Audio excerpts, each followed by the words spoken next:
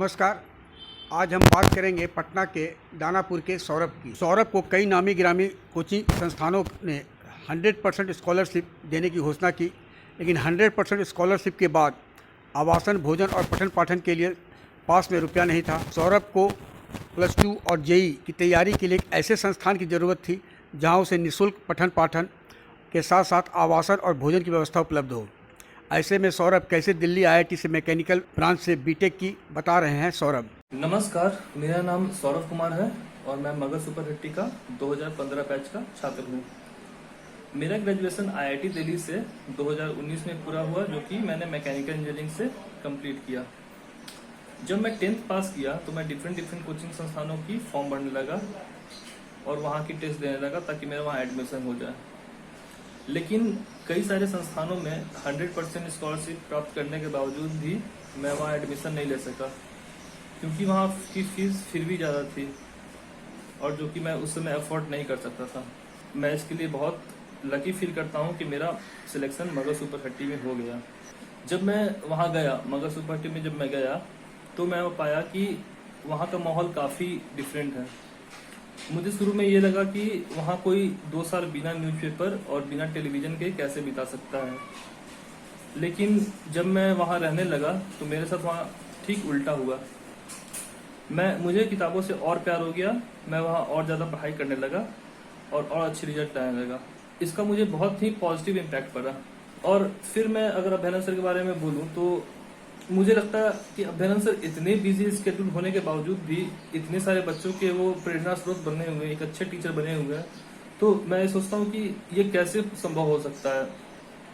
तो इसका जवाब मुझे एक दिन अभ्यानंद सर के घर जाकर के मिला। मैंने ये पाया कि जब मैं उनके घर गया तो मैं ये देखा कि वो कुछ बच्चों को पढ़ा रहे थे जो कि मुझे लोकल गांव से ही लग रहे थे, और ऐसा लग रहा था कि वो बच्चे काफ़ी साधारण परिवार से हैं। और मुझे ये देखकर समझ में आ गया कि अभ्यानंद सर का जो पैशन है वो टीचिंग है और समाज सेवा भी उनका पैशन है। और फिर मैं ये कहता हूँ कि पैशन को फॉलो करने के लिए कोई किसी की भी प्रोफेशन में होने की जरूरत नहीं है। आप कहीं भी हो, आप वहाँ पर उसको फॉलो करोगे ही, अपने पैशन को आप फॉलो करोगे ही। कोई अगर मुझसे पूछे कि अभ्यानंद सर आपको क्या पढ़ाते हैं, फिजिक्स या मैथ, तो मेरा आंसर होगा कि अभ्यानंद सर ना मुझे मैथ पढ़ाते हैं ना फिजिक्स पढ़ाते हैं। अभ्यानंद सर हमें ये पढ़ाते हैं कि हमें पढ़ना कैसे होता है, हमें कॉन्सेप्ट कैसे लेना होता है। अभ्यानंद सर का टीचिंग स्टाइल जो है वो यूनिक है और यूनिवर्सल है। यूनिवर्सल इसीलिए है क्योंकि आप उनकी इस टीचिंग्स को कहीं भी अप्लाई कर सकते हो, even in literature and arts. तो अगर आप किसी भी न्यू कॉन्सेप्ट को सीख रहे हो तो आप इस तरह सोचो कि अगर उस प्लेस पर अभ्यानंद सर होते हैं तो किस तरह से हमें पढ़ने के लिए बोलते हैं, किस तरह से समझने के लिए बोलते हैं, किस तरह से सीखने के लिए बोलते हैं। और मैं यकीन के साथ कह रहा हूँ कि अगर आप उस तरह से फॉलो करोगे तो आप उस चीज को बहुत जल्दी सीख जाओगे और अच्छे से सीख पाओगे।